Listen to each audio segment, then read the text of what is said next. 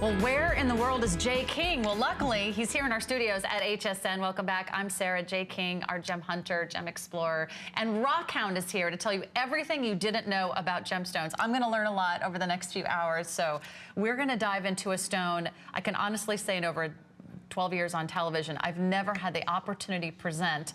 It's called the Shitake stone, and that's sort of exactly what describes it. If you think about a shiitake mushroom with all the different nuances of color and the texture, this is the Shitake stone and black agate jewelry collection. We're going to have the earrings. I am wearing the matching necklace.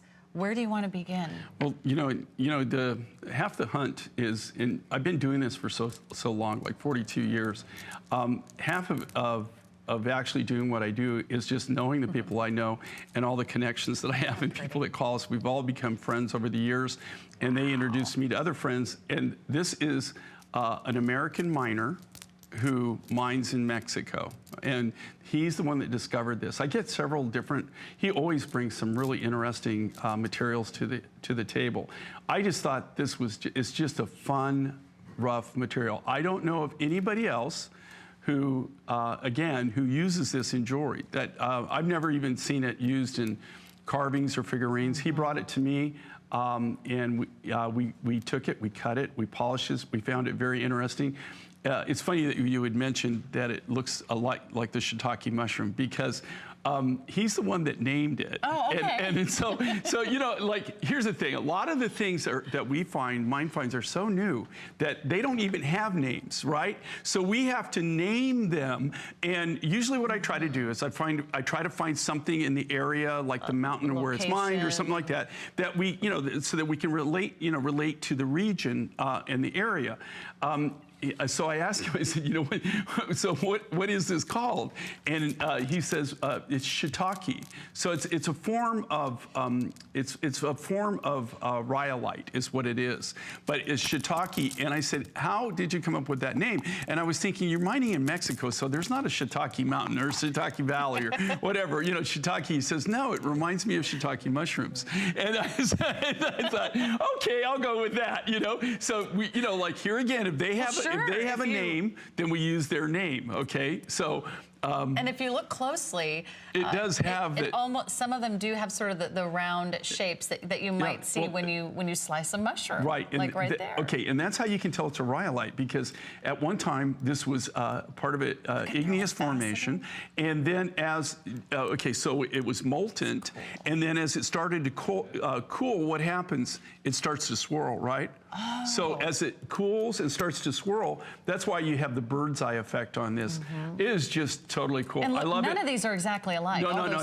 Super hard, takes an unbelievable polish.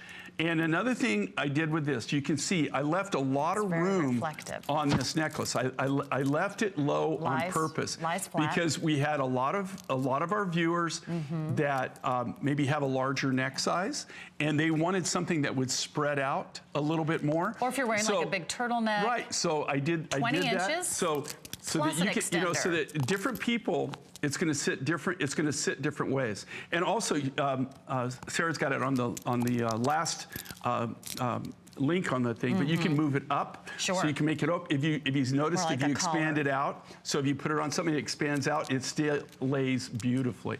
Brand spanking new. Very first time you get to see it, brand new mine find. And if you Google it like I did last night, I realized no one else is doing it. I was like, why have I not heard of the Shitake stone?